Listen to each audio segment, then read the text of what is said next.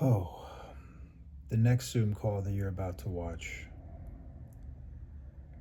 are the chosen men and women that will be working to build the Lacy Magee Foundation into a world global movement. Lacy was somebody who came into my life very quickly and also exited it very quickly. She passed away not long after I met her, and the only person I've ever been in love with, I have talked about at length. The only person outside of that person that ever showed me the same kind of love and energy was Lacy. During the short time that we got to spend together, a girl who had moved out from Nashville, Tennessee to Los Angeles, pursuing a career in entertainment and in music the same manner I did, she got to meet her fair share of people of stature in the same manner that I did. Some of those people are globally famous men that abused her love and kindness, and she shared those stories with me. In addition to her friend Mimi, who she was living with at the time of her death. And these men I've talked about in other videos, so they don't get to have their names mentioned in this intro by me. I talk about them on this Zoom call. They're going to say that these things never happened because that's the natural reaction of being accused of horrific things. But I promise you, on God, Lacy had no reason to lie about these people. And other women that I met that I didn't even know knew Lacy also shared stories of these men with me. I'm going to work for the rest of my life and wherever my career is heading after all this to shine a spotlight on systematic abuse, not only in the world of entertainment, but in everyday life. Women that are bright, positive lights should not have to go through what they go through from evil, evil men that manipulate them for their own sexual gain, amongst other things. Please watch this. Please share this specifically. And I'm happy to take a lie detector test when the time's right on everything that I was told, because I'm living in my truth, which was Lacy's. God bless.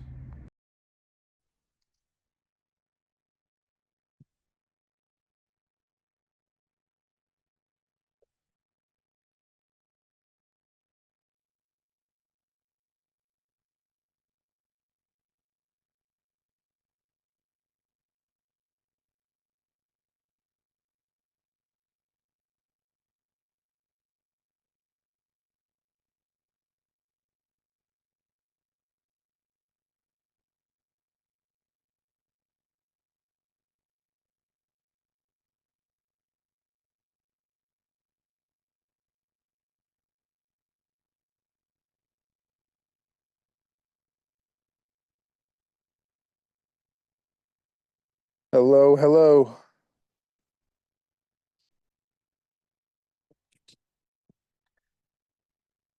Mr. Eric Bennett, Mr. David McClendon, Mr. Danny Falcone. Start my video in 1 second. How do I start my video? The Start stop, video. the stop video and start video. There you go. Look, there I am. Hey, Danny. Oh, Hey, yeah. Dave. 1 second. First, I have to show off. Look at the shirt I got today in the mail. Hey. Oh, that's awesome. I got on a shirt you gave me, Eric Bennett. Look at my shirt. Oh, yeah, the bird. And this fan here, I found I this had in an original Free sorry. Pee-wee shirt from like whenever, 1990, whenever that happened. Yeah. And they printed it out like in 2 seconds. It was on like tissue paper. I wore it the entire summer and it disintegrated. But I went on eBay, and if that shirt still exists, the original one, it's like $600. Wow. I Wow. love it. Wow. But you know, And if I didn't then put my baseball cards in my spokes in my bicycle tires, that would be worth money too. that's amazing. And so I actually found this fan in Mr. Danny Falcone's guest bathroom over here. I made it to Oklahoma where Danny is. And Danny, this is wild because this foundation deals with specific things. And one of the reasons why I started this is also due to abuse issues that somebody else went through. And that particular person, well, there's a scene in Cutthroat City where Terrence Howard has a fan like this when he basically gets welcomed into Ethan Hawke's house. And that was in honor of somebody important to me in my life. So when I just saw this in the bathroom, based on what we're doing, I had to grab it. Fernando, are you on too, sir?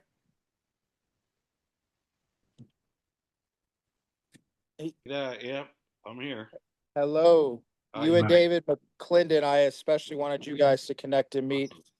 So Mimi will be joining us after she gets out of a meeting, if there's time. If not, I'm gonna do just a one-on-one Zoom with her. My friend Mac Lawson just asked if we're on now. Yes, we are. So I have basically brought in male leadership, specifically men that have daughters and understand women or have literally understood them, like you, Mr. David McClendon, and the foundational aspect to be able to work in a close, even sometimes emotional manner with them because of what you do in theater. Um, Lacy Magee was somebody who I got really close with really quick, and she shared with me some of the traumas of abuse that she had been put through by people specifically in the entertainment industry. Because I've talked about them enough, I'm not going to give her a disservice by even mentioning their names anymore on this because it's not about them anymore. This is about, hello, Mac. Good to see you. Hi, guys.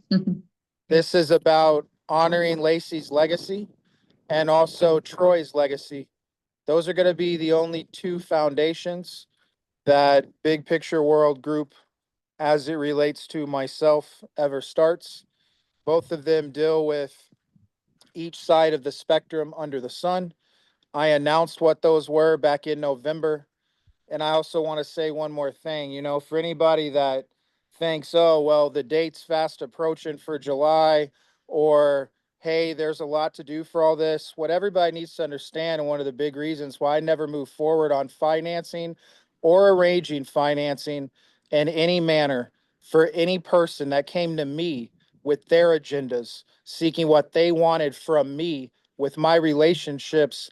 This was my sole and only focus, and has been since last August, when I arranged literally directly connecting Malka Equities and Daphne Zyman to each other to put out a bid to buy Paramount that gave me the foundation to build everything else from. It was never just about Paramount. It was about having something in place, finally publicly, to where nobody could deny not only how I'm able to dot connect things together, but dot connect things together for a better good than myself. So I have already prepped every single aspect of this down to the land to hold the foundation on. And I brought in very specific hosts and Robert Russler, Martin Kleba, and Dave Sheridan just by themselves that have enough celebrity relationships to where if it's me sitting on a stage by myself with just them, they will be able to get people to show up. You got to give back to get what you want in life. And that's something that nobody ever actually commits action to, but everybody wants to talk about. And so on June 6th, and Danny is specifically driving me to where I've got to go. See, it's two birds, one stone. We've got to finish Danny's series on his past and his life. And indirectly, this is a telethon channel launch on my past and my life and specific people that I met that went through trauma to no end that are now the namesakes of this foundation. The Lacy side of it deals with abuse, it deals with drug addiction, and several other verticals. The Troy DeVold Foundation is focused on artists first and foremost, also homelessness, veteran issues, and then there's the Sleepy Cat Foundation, but that's all connected and through my mom, and she'll be running and overseeing that on the farm that her partner owns in Ocala, Florida. So the leadership group for this is Mac, our friend Mimi on the female side, and Kelly Campbell, who was one of Lacy's very close friends. I didn't know Steve Behrman was going to join us. This is amazing. So I am going to launch Big Picture World TV on June 6th. I am the programmer of that channel. I control the content that goes on that channel. And moving forward, after we launch this, we will be able to have any artist in the world, whether they're student filmmakers, 60, 70 years old, or established filmmakers, come to us and be able to utilize our TV channel. Think of it like public access, but in a real way, to not only host any event across the globe, but showcase their work if it hasn't been seen or released to the general public. One of the films that I'm going to be broadcasting in this 24-hour recorded live stream of content is the directorial debut of Eric Chandler, who is Michael Chandler's brother. Eric is the writer, director, and star of that. I also want to broadcast Mr. Eric Bennett's daughter's short films that she has made. And anybody else who has any content, I've got Danny's pilot of his series, which we're in the middle of finishing. I'm talking to him about running that as well. This is to showcase the tremendous men and women across the entire world that have built all of this. And it's going to be real easy to showcase everyone because of all the recorded Zoom calls that we've all done collectively over 14 months. That makes up the entire streaming channel broadcast. Um, it's a place to where we can go live for our podcasts. It's a place to where advertisers and brand dollars will ultimately come behind it because the whole entire thing is a nonprofit. That's the whole point of the channel. The channel never makes money. The artists and the people that are literally hosting things on it do. And that's the whole core foundation of how I'm structuring all this. Mr. McClendon, I need to get with you and Fernando, and Danny will be with me to legalize the nonprofits. And I need to do that in the next 48 hours. Okay. I have the ability to do that with Daryl Green's help. So that's what we're going to do. I have publicly at length, including even calling out TMZ last week, talked about the one major celebrity name in this, but all of these men who were drug addicts that then alleviated abuse onto people, I'm happy to publicly talk about, and I'm going to on our stage. And like I said, if this is me, even if it's me without spontaneous evolution as the foundation, Mr. Behrman, nobody can stop me from doing this.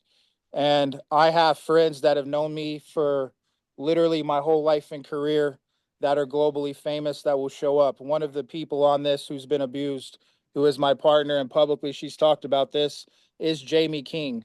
Myself, Bruce Chang, and Bex, our partner from South Africa, were at her home after we had worked for 2 days on all of this, getting Big Picture World situated and launched. And her ex-abusive husband decided to manipulate a situation, the fact that there were 3 men in her house, to go and run some bogus press on some website that basically talked about 3 unnamed men. Well, I was one of those 3 unnamed men, and I had heard Jamie talk to me for years about the abuse that she went through with Kyle. But you see, this is back before I understood that a higher power was in control of my life. And so I would still have 1 foot in the waters of Kyle trying to make movies and use me to get him money, down to the fact that 3 days before this all even happened, he was sending me emails to try to get an app for his, oddly enough, called Circle, financed. And when I went to Vegas the week that I got shot at, I had to sign a notarized statement for Miss Jamie King for her to use in court. And then when she asked me to come and show up for her, I told her that I needed to focus on what I had been working on and building to finally launch for everybody, and I couldn't get public in that anymore. Well, I'm going to be very public in this now. And this is the start of that. So, the two women that helped me the most in building this, and Jamie and Sydney, and technically Lacy when she met and I was on the path to it. You see, I've seen Sydney and Jamie get tormented by men after and before I was in the circles that I'm now in, specifically Sid, after our engagement ended. And then we were no longer together, but we were together at building this business. I watched awful men, man,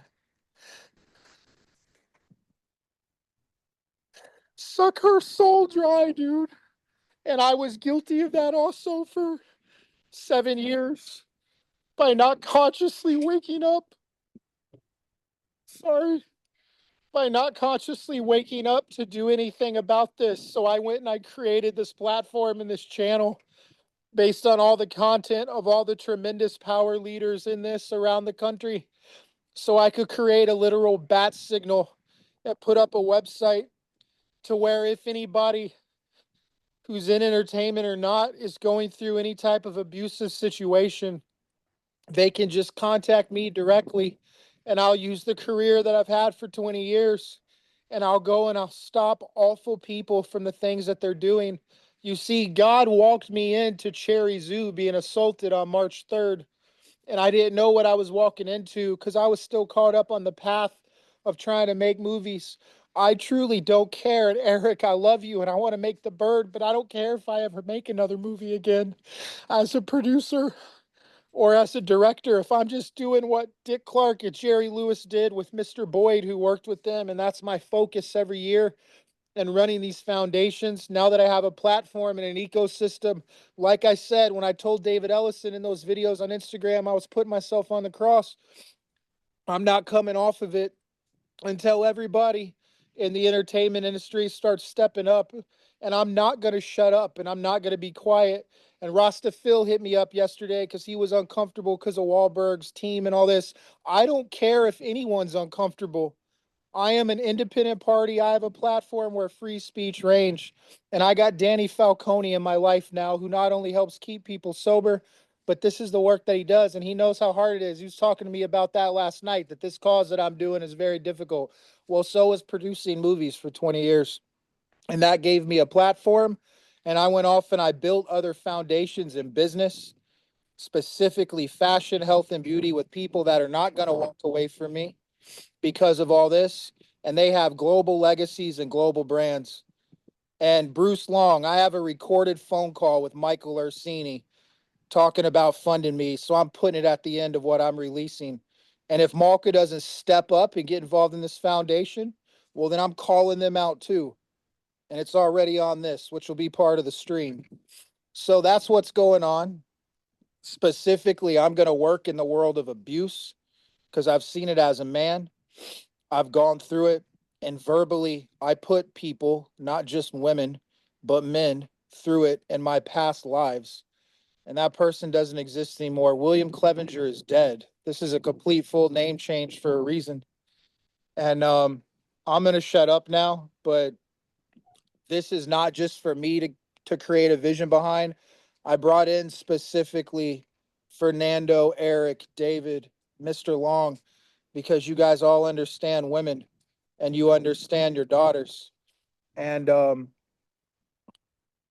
that's all I can really say for right now. I need help with all of this and what it's going to be. We have a Zoom call later today at 3 Central, I believe it is, with Dave Sheridan, Martin, and Bill. Anyone that's on this is more than welcome to join that. But I created the channel so I could host the telethon. And that channel goes live June 6th, courtesy of Larry Witherspoon and Dion Provit of Connect to Your City, giving me a free channel since we're a nonprofit to launch this all with. And we can program anything we want on it.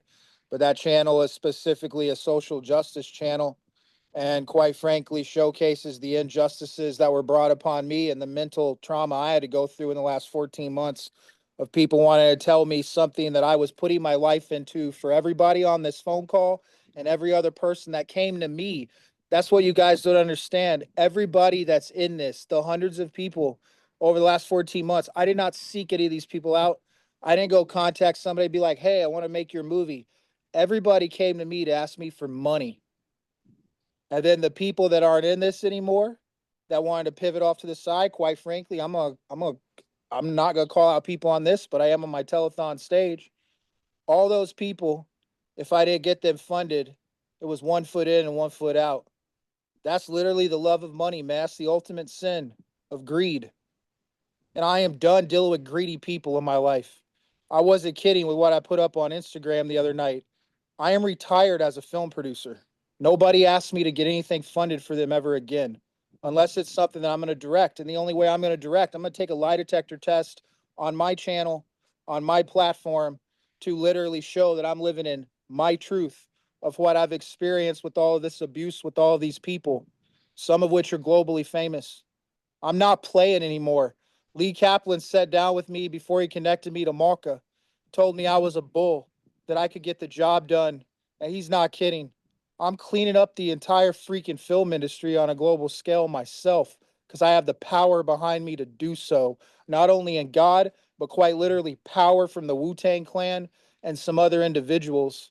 People forget exactly who I am and how I could be because of where I come from. So now the whole world gets to see it.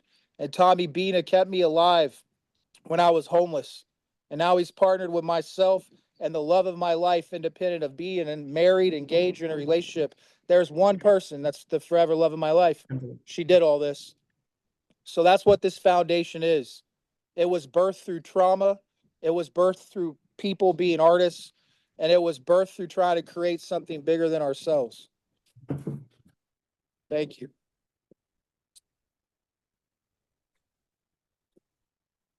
If anybody wants to talk about anything, please feel free. I know what I'm going to be programming on the telethon. Mr. McClendon, like I said, you're one of the main co-directors of this thing, sir, with Bill Boyd. So there's a lot to do. And I've created a global ad campaign and an entire overview deck for a Coca-Cola.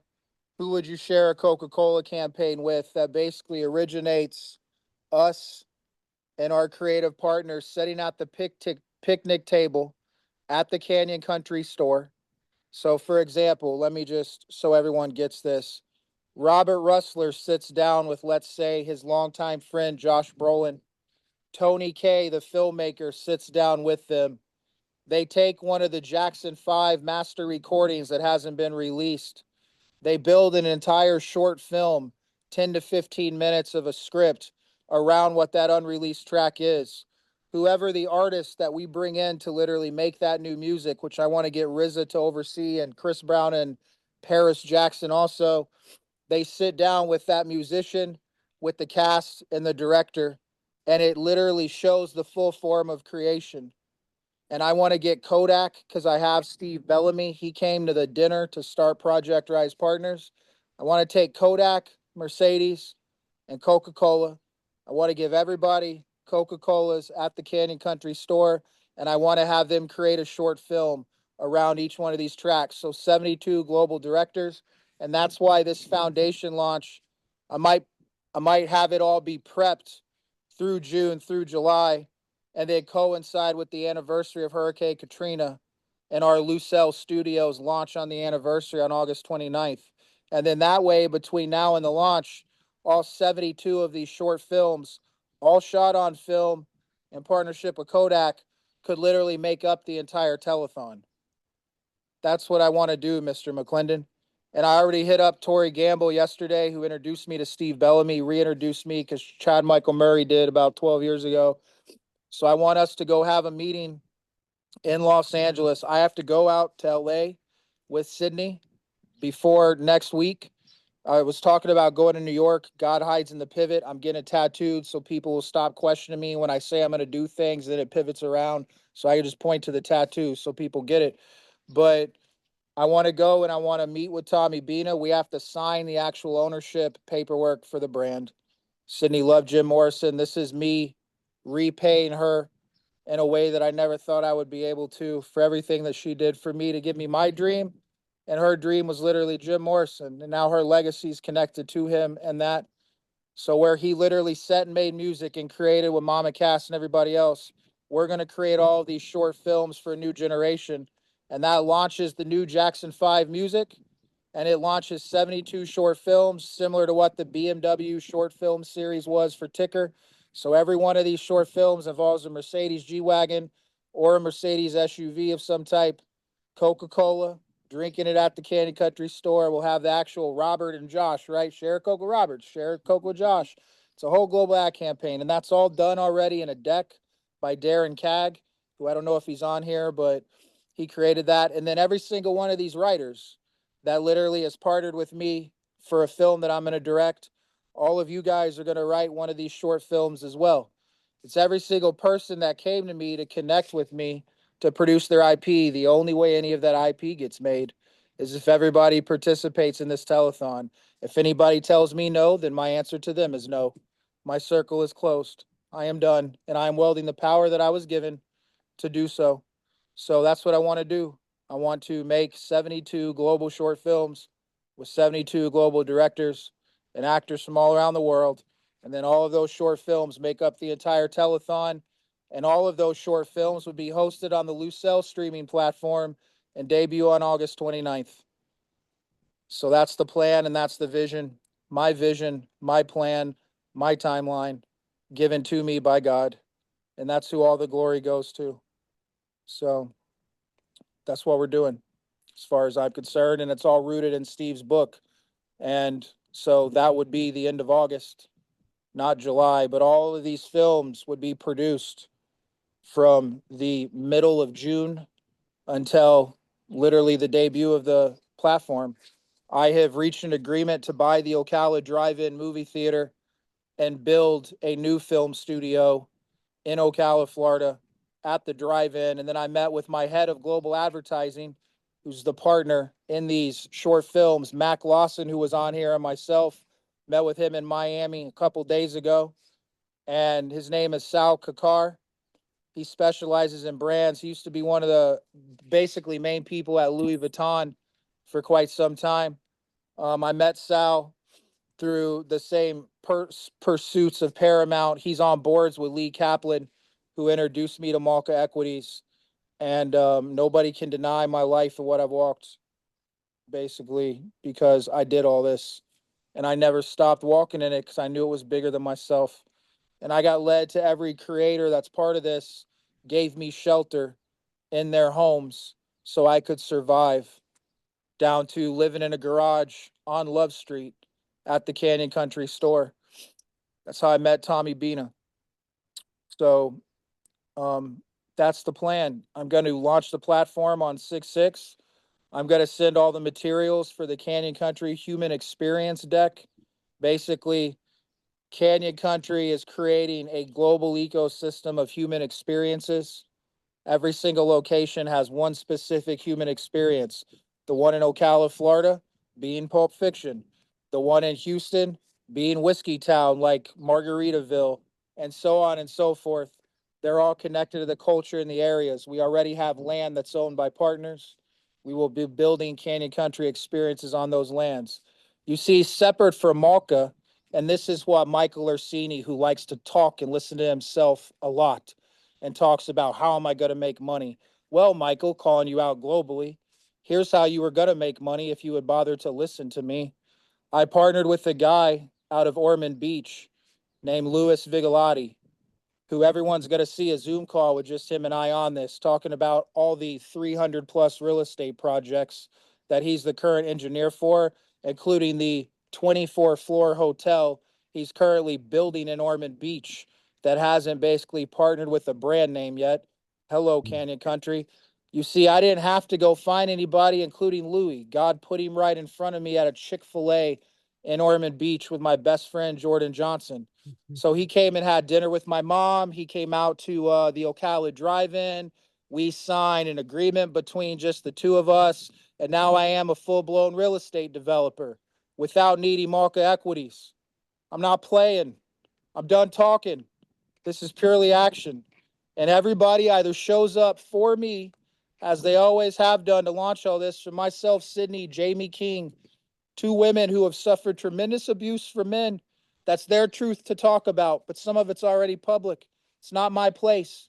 I'm hoping they will talk about it on this telethon stage, because those men that did that, some of them are famous. Billy Raftery Jr., I'm talking to you. Kyle Newman, I'm talking to you. I'm done being quiet, man. I'm fucking done. Sorry, I said I would have used the F word, but this has to freaking stop. I think about this stuff, man. It causes great pain because these women are such tremendous artists, and I let them down, so I ain't letting anybody down anymore, man. I need your help, David. I need your help, Eric. I know Danny's already obviously helping me. I'm sitting outside his back patio. I wasn't kidding when I said I was doing what I was doing. And Bruce Long, yeah, you're saying reservations on Malker are mine. That's why I'm publicly holding them accountable. So they either get to show up and prove that they actually had $14 billion to buy Paramount, or I just ended Moses Gross. I just ended Michael Orsini, and I just ended CJ O'Connor, not only in the spaces that they're in, but they can no longer bring trauma into people's lives like they brought into mine, when all I was trying to do was help a bunch of artists make their dreams come true and the world a better place. I'm not talking anymore on this. We're going to record it so everybody can share ideas. I'm sorry. This is the end of a long road. I am beat up.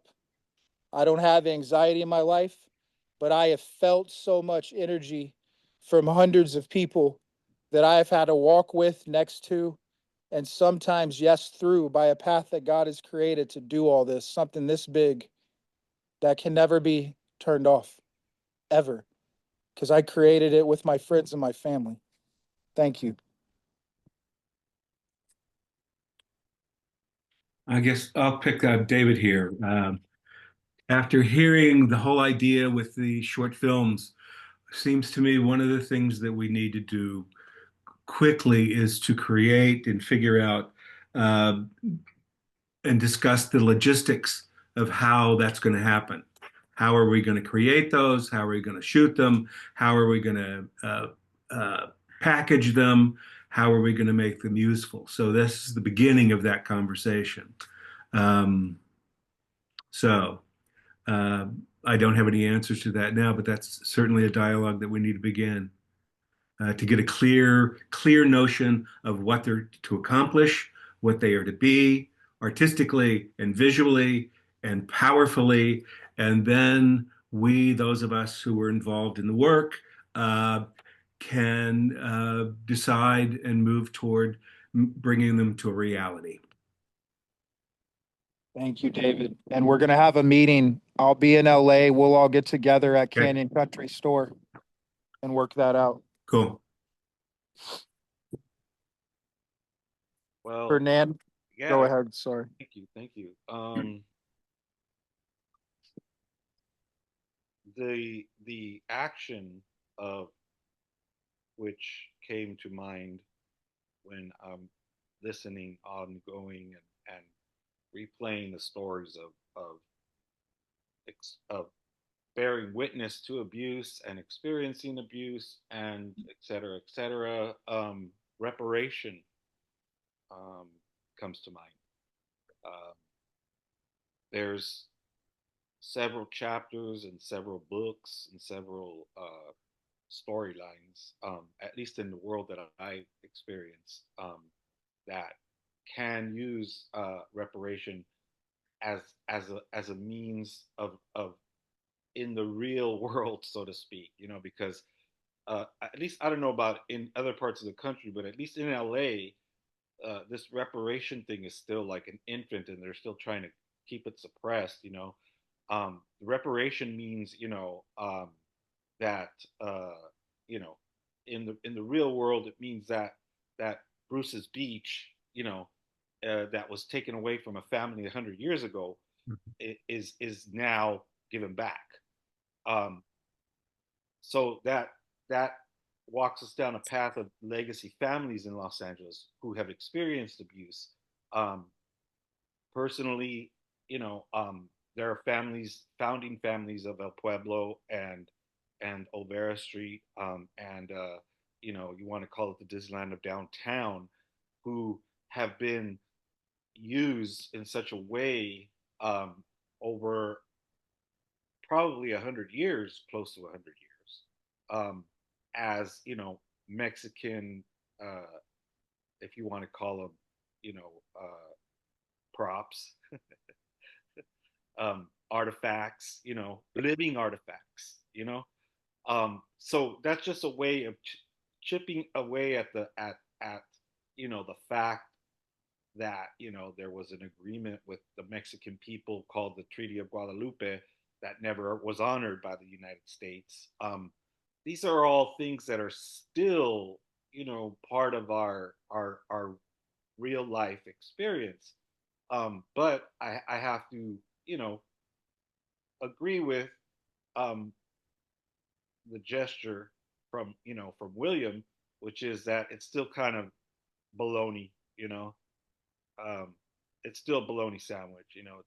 It's still not really a government and an artistic entity, a body of a source like Hollywood, even taking responsibility and doing something for it. Reparation. That's my take on it, is reparation. And by definition, reparation is an opportunity to do well on a group of people who have who were short ended, who were shorted, to say the least, who were disregarded, who were disposed, um, and their legacy and their energy still lingers with us. I'm a native Angelino, um, so I've had to follow in my journey as a native and choosing not to, or just choosing to stay close enough to my family so that I can help them, or be close to them and love them and experience them. Um, and that has become a tactic of survival. Survival is, um, for 52 years of my life, for the most part, I've had to find a placement after being displaced. Geologically, residentially, um, and as well as in terms of my place in a community as well.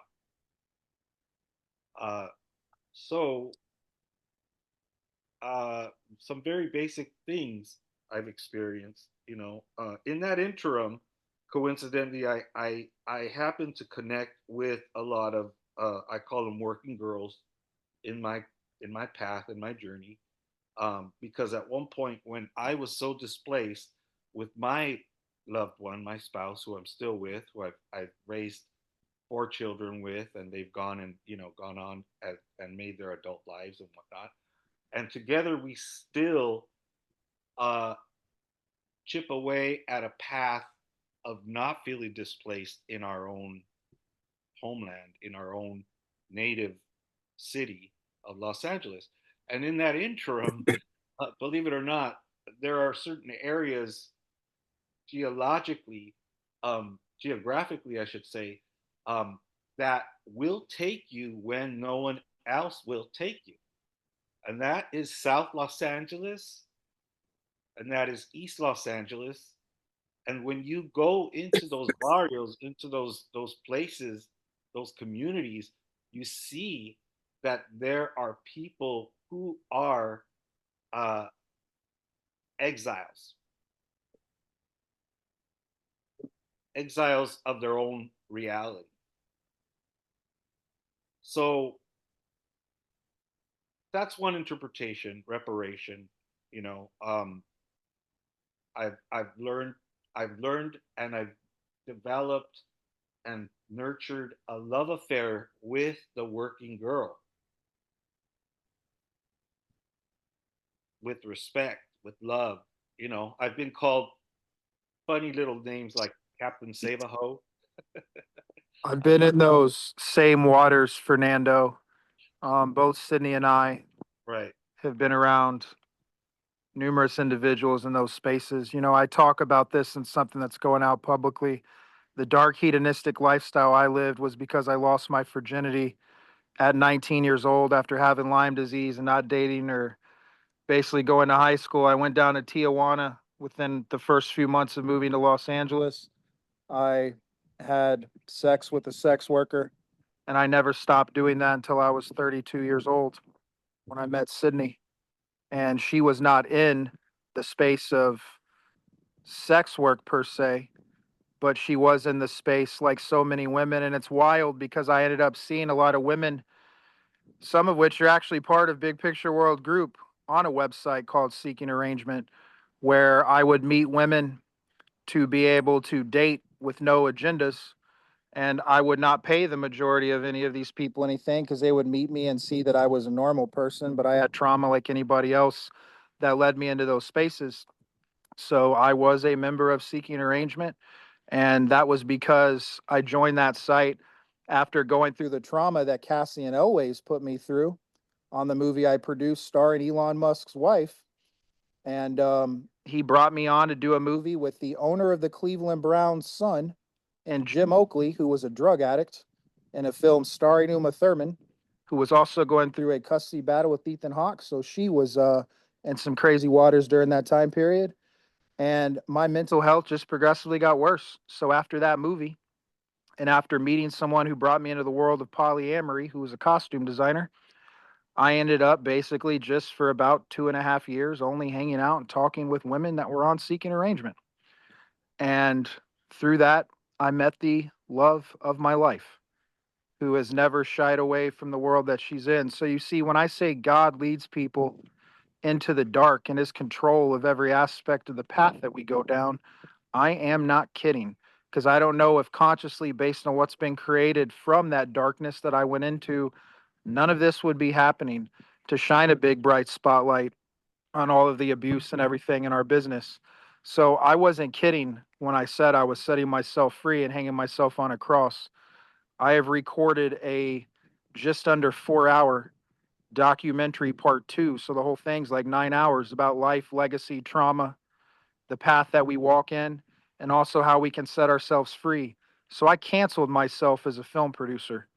The only work that I am doing is this, and I want to do this every year. I want to make these short films. They're all going to be hosted on our nonprofit studio platform. And I created a bunch of corporations to promote, market, and make money for everybody that wants to get involved. I changed the game by the way I was structuring it and living in my truth. I wasn't kidding when I said my truth was going to set an industry free because I had to sacrifice parts of myself in my life that I always thought I was going to keep hidden to do all of this. And I wouldn't change a single aspect other than the trauma that Sydney had to go through and walking and leading me forward to do all of this. And Well, I'm just sorry. I'm sorry for everybody that came to me throughout my career thinking I could help them when I was barely able to help myself every day. so my response, you know, although wordy and prosaic, is that the answer to how are we going to create content, um, there's a plenty of content, and what I'm saying is that these stories become art. They become works of art. I'm an artist first, and much like William, I have experienced things that now, if I can tell the story firsthand, and I think everybody is doing that, you know, with social media and whatnot. is just sharing their stories and making it, putting their artistry into it.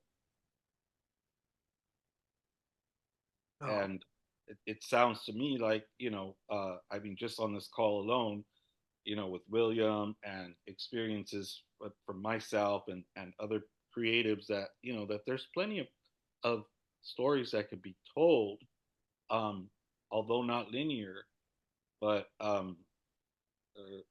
in some framework. Obviously, yes, I do agree with David. Logistically, how where do we start? Where do we start? You know? I've already taken the steps to starting all of that, and I'm gonna do an email with everybody on this call and our hosts and Martin, Bruce, Robert, so on and so forth. And I'll get that initiated. Um, and then as soon as we get out to LA, we'll take the steps. I've identified who some of those global A-list filmmakers are to already get involved in this, that built all this, from the likes of Tony Kaye to Nick Cassavetes to the RZA. I have A-list directors that'll show up for this, also A-list writers, separate from the soon-to-be A-list writers that I've met and I'm working with that aren't on a global level yet. But my brother Adam Simon, who wrote the movie Man Down, is going to be kind of, let's call it a showrunner per se, right? Managing those logistics of the scripts, the IP. Dito Montiel would be another filmmaker we would bring in. And basically, it's, they're short films. So these things can be done in a relatively timely manner that don't have to be extended into 2 to 3 to 4 week long shoots. I will get Kodak on board for this because Steve Bellamy told me if there was a studio controlled and for the artists, basically, he would show up and want to run that. I've kept a co-CEO position in said studio open for Mr. Bellamy. I had a Zoom call that you guys will see on this 24-hour broadcast with Larry Franco and David Womark. David is co-CEO of this studio, along with hopefully Rachel Winter, who was at the same dinner with Steve Bellamy. And then Larry Franco is co-chair of the entire thing. And I'm going to ask Robert Russler, because he's talked about it, for when this was structured. I've never met her. I've never had a conversation with her, but his sister-in-law of 30 years is Stacy Snyder, who ran DreamWorks as chairwoman. She also ran Universal, and she was running Disney or Fox until Disney put her out of a job. So I would want Stacy to be the other co-chair. It's a nonprofit film studio because every year we're going to do nonprofit studio work. And that's all connected to Lucelle, named after Sydney and my grandmother. My grandmother also somebody else who went through her own forms of abuse. As much as I love my grandfather, when I was a little kid, I watched him abuse my grandmother verbally. You see, that's why I was a sponge. I would hear family members yell at each other. And then that's why I've not only for years interrupted conversations I was having, something I'm still trying to do a tremendous amount of work on, speaking and not cutting somebody off when they speak. I know my faults. I'm overcoming it, and this is why I brought in Miss Mac down here, because she's able to, I want Mac to talk about some of what she's been through. And, this is going to be equal men and equal women as far as filmmakers go doing all of this. So we'll sort out the logistics. This is the launch of all of that. Mac, if you want to talk real quick about who you are and your background for these amazing men that are our partners. Hi guys. Yeah, so I'm a stand-up comedian. I used to live out in LA, so I have my dog sleeping on me right now.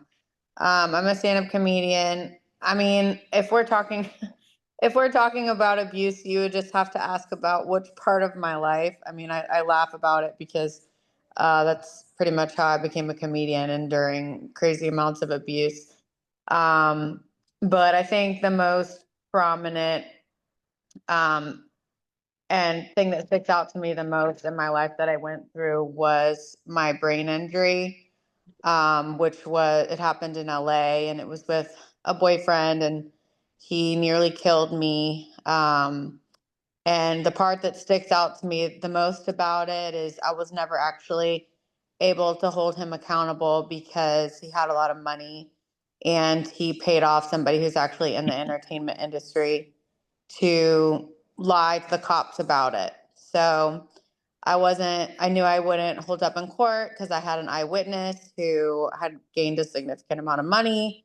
So I just never really pursued it. I never really got any justice. But the thing that came of it is that the brain injury actually got me into stand-up comedy and got me into my career. So, yeah, I mean, not to be a sob story or anything like that, but it is definitely a story I've been looking to tell. Maybe it could be one of the short films or maybe even a longer film. But it means a lot to be surrounded by people who have empathy for things like that. So I appreciate it. That's pretty much it. Thank you, Mac. That's one of my hopes as well. It's not just short films. Um, I really believe that there's a world for giving back in the aspect of funding features in this space, specifically with brands and advertisers that want to shine light on these things and actually give back to the earth and also the people that go through these things. I have pivoted from making my directorial debut a horror film that dealt with some aspects of abuse to there's a script called My Fault Moving On that was written from Troy DeVold's point of view. Troy is the other namesake of our foundation, and he passed away last year after working with Sydney and I. He was one of our first investors that funded us when we were moving to Venice Beach, and he wrote a film for her to make her acting debut with. It's based on his career as a reality TV producer, where he was nominated for Emmys. And he got replaced at his job by somebody younger, not for any reasons other than they wanted someone younger. That was the first time that he wanted to end his life. And so he has now turned that into art. So I have not been able to talk to Sid yet about that. I plan to do that this week. If she will bless me with co-directing that film with her, that is a feature film that I want to tie to all of this. And I want to immediately begin basically pre-production. And then after that, basically, David, set you up. I'm not gonna take a credit, Mr. McClendon, on your work. I'm gonna co-direct the movie as a ghost with you because I think you can get started immediately with Mr. Morales. And if you will move forward with Miss Fendi Cruz, I would like to connect these specific films that are connected to our foundations, and actually get them fully funded by these brand partners. And that's the work that I'll do individually with each one of these people. Um, Mac, you should turn that into a short for this, and then from the short, we will fund it as a feature, and that could be the foundation to start it. It's a pretty crazy story because I mean, just well, I don't know if this is gonna get publicized, but It he sold is. drugs, so it adds a layer that's like actually pretty entertaining. And I was just kind of like the new girl to LA. I was really naive, and then the girl who got paid off, she's like a big like influencer, like executive. So it's a cool story. I haven't had the time. It's honestly traumatic for me to talk about, so it's hard for me to even write about it. I I understand. haven't finished it, so. I wanted to let everybody know I just let in Sphere Collins, who was one of Lacy McGee's close friends.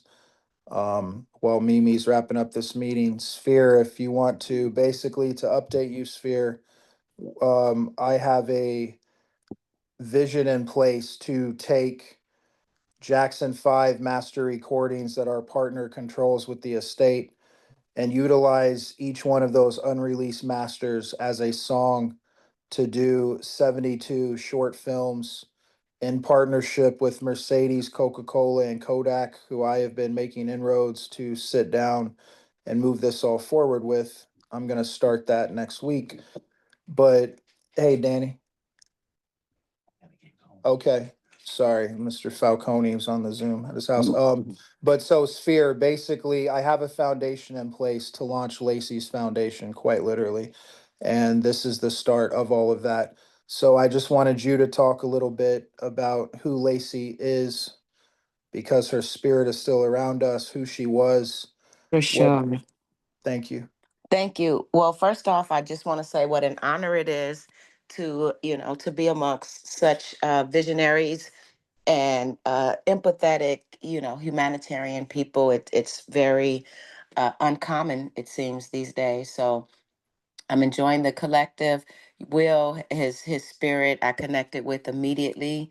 Same thing with Lacy. When I first met Lacy, we locked, and we just never we were just like we were sisters. She told me everything. I told her everything. We were at each other's houses, cooking for each other, and it was a dark time for her, so I was absolutely there for her. Um, so I love her to death, and she still comes to me in all types of ways. I see her all the time, and I see her work, and I know that she is propelling a part of this project. Unfortunately, I didn't get an opportunity to meet Troy, but from my understanding, Mimi as well as Will speaks very highly of him, and so I'm just honored to be a part of it. My original background.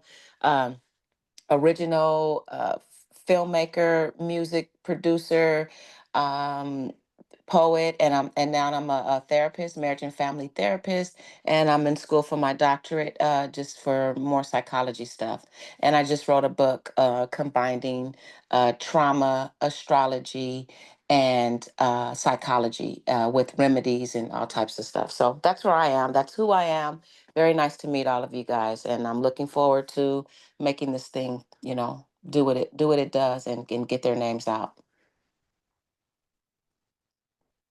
Thank you, Sphere. Mr. Long, um, could you share some insight? Bruce, I hadn't really let you know what I had materialized, just for the world to know. Bruce Long has been one of the fathers, quite frankly, in my life since he came into it.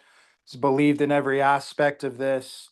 He had his own agendas when we met, and he put those aside to give me the runway and the grace and the space, but also a foundation, with him having 4 Tony Awards, to validate to the general public that what I'm doing is very real.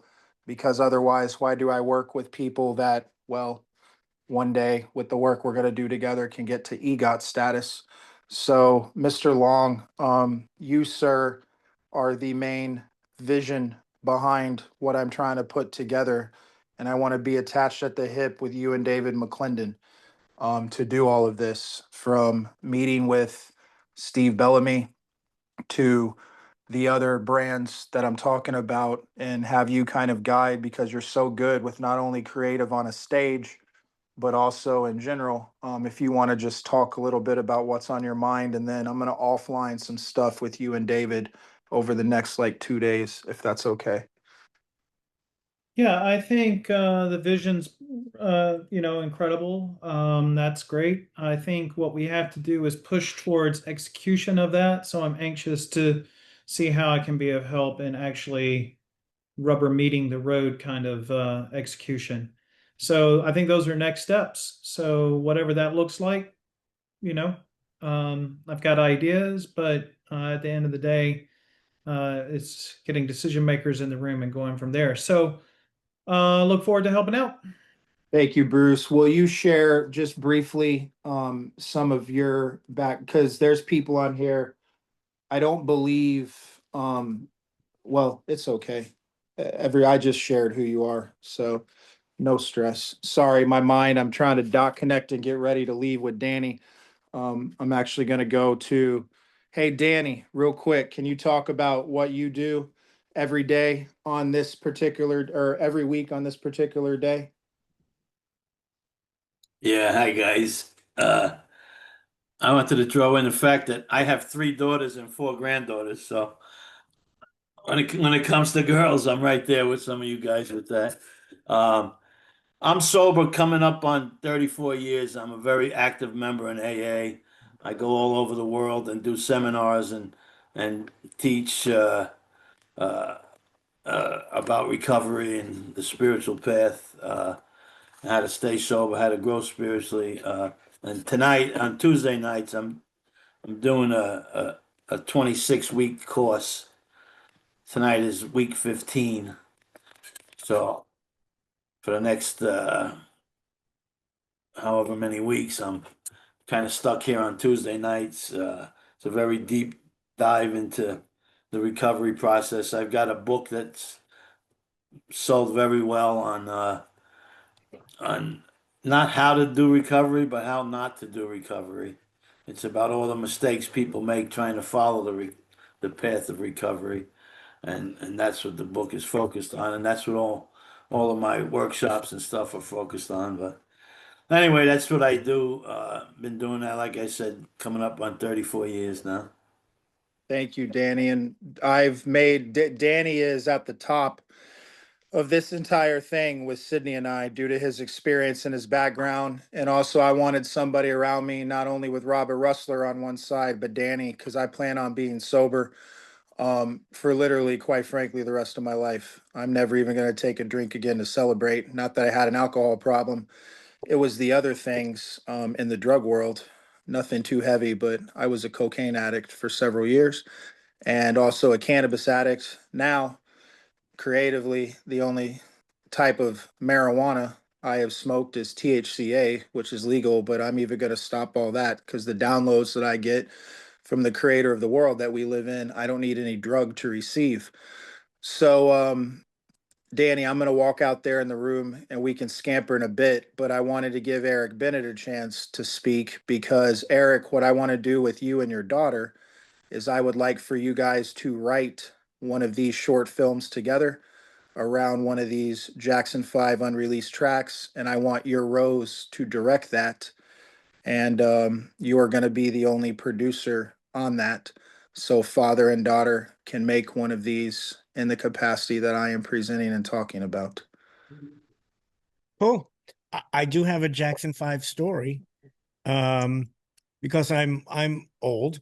And when I was in 7th grade, my 7th grade math teacher once a month would roll a projector into the room on a big cart, and we weren't quite sure at first. We weren't quite sure what he was up to. What is he going to show in math class? Well, he would show us Jackson 5 movies for about 15 or 20 minutes, maybe 2 or 3 songs. And then every week, once a week on Friday, it was Jackson 5 Day. And that was my exposure to the Jackson 5, Mr. Lyons, 7th grade math class. So I have a Jackson 5 history. So yeah, that would be, I did expose my daughters and Rose too to kind of some classic stuff musically. She knows who the Jackson 5 is. She probably knows who the Osmond family is, but she knows all that stuff. So yeah, we could do that. And I wanted to say this isn't rooted in it happened to be around the Jackson 5. I just each one of these unreleased tracks, I'm going to give each one of these to a musician with music icons involved in doing that. And then each one of those songs that have never been released will debut on each one of these short films. So the short films, I want them to be about, tackling trauma, but also legacy. Not about what the song is about. You don't want us to make a music video. Correct. That is correct. And then the artist that's making each one of these songs would be part of the short film as well from an acting standpoint. And I want each one of these short films to have an actor from the new generation that make up our big picture world talent tree ecosystem, along with an A-list actor on the opposite end, so we can launch the careers of new artists with artists that are globally basically established already. And David McClendon, you would write and direct one of these as well, sir. And yours is going to hopefully star, if he'll bless us, Mr. Isai Morales. That's the plan. Cool. Good. All right. You'll give us an outline of everything and a timeline. Yes, I will. This is the entire vision, guys. Everything that I've Where are worked on. these? Can I ask where are these going to be made? these are going to be made all over the world because we're using global filmmakers. That's the whole plan and path. And I'm basically on this Zoom call and everything we're doing. I'm calling out Kodak, Coca-Cola, and Mercedes to participate. They were all dropped in my life by God. I've documented evidence. I've connected all that together. I'm calling out Malka Equities to participate in this. They need to finally step up. You know, they wanted the world to know that they were real and that they really had money. So this Zoom call, Moses, CJ, Michael, show up because I just put you literally in a big bright spotlight. That's the whole point of this platform. And David Ellison, Skydance, every studio. This is why I did this. I ended my film career so I could literally be the person that was established for 20 years to do this, and nobody can stop me.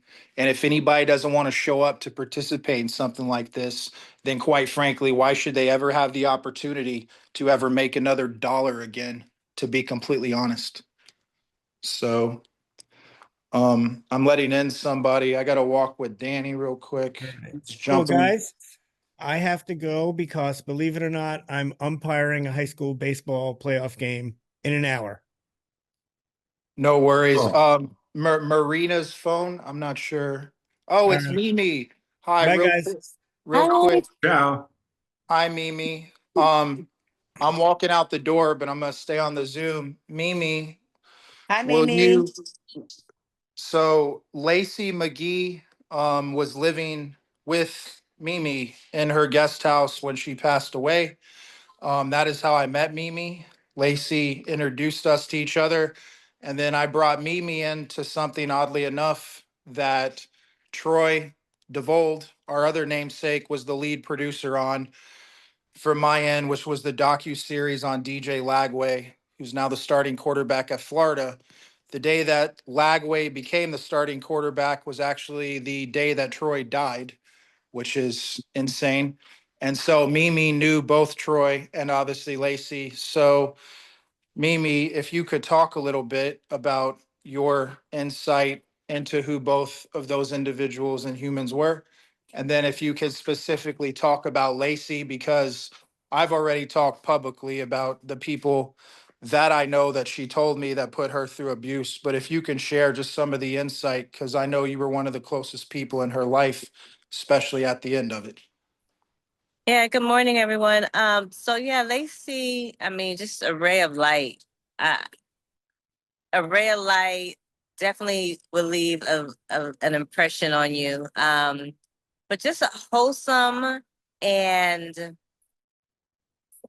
you kind of think she's not real just because she's just so wholesome and happy, and it's just like, who are you? Like, how are you so happy? How are you so like really living life to the fullest? Um, she was she was practical, practical girl, just want to make a difference in whatever it is that she was gonna do. She had big ideas. She was an artist. She's an amazing artist. And so she'd been through a lot. She'd definitely been through a lot. And I know for a while, she was from place to place. And I know like her living with me was like a final, like she could breathe. She felt happy. She felt at peace. Probably the most peace she's had in a while in her life. And so it was just beautiful to see her transition from moving around a lot to just being stable and happy and just finding her way, finding her momentum, finding her purpose. Great energy. Like she loved she loved everyone. Like she embraced everyone. She saw the good in everyone and everything. And one of her favorite sayings, which I used to have to tell her, Lacy, her favorite saying is, "Oh yeah, that's my best friend," or "Yeah, he's my best friend," or "She's my best friend." And I used to say, Lacy, everybody can't be your best friend, but that's how much love she had for people. Like when she connected with you, oh, you were the bestie. And so, they spoke about that in her homegoing service.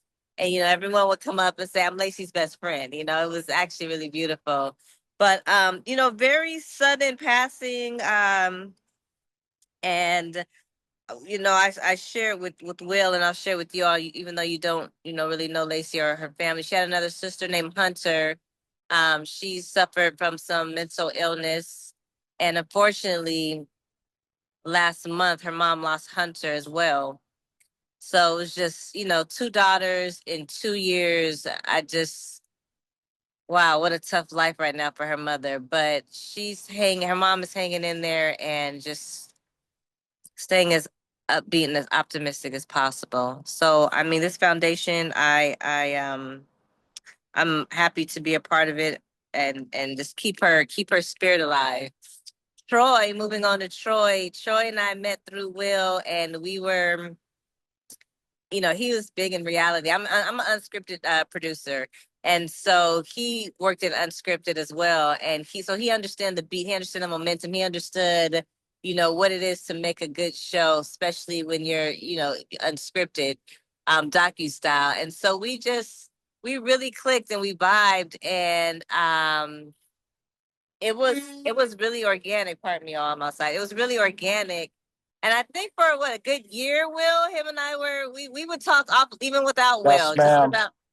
just about production and how we saw this particular show moving forward, and just what was going on with DJ Lagway. He was great. He was so great. I was really bothered. He came here to LA. I live in LA, and he was speaking. I don't recall, Will, exactly what he was speaking, but he was speaking. It was so last minute. I'm so happy Will was able to meet with him.